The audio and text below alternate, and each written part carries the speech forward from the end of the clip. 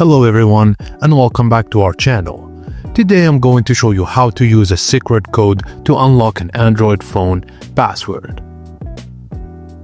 If you've logged out your Android phone, there's a hidden method that might help, using a secret master codes. This guide walks you step by step through the process of using these codes to reset or unlock your Android device.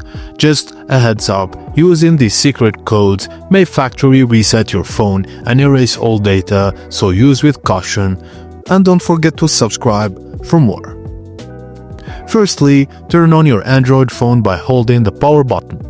If the screen is locked, tap Emergency Call on the lock screen to bring up the dial pad.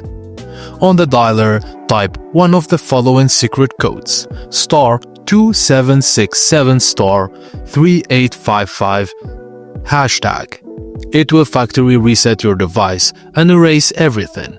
Or you can use the store hashtag 7780 hashtag 0 hashtag star.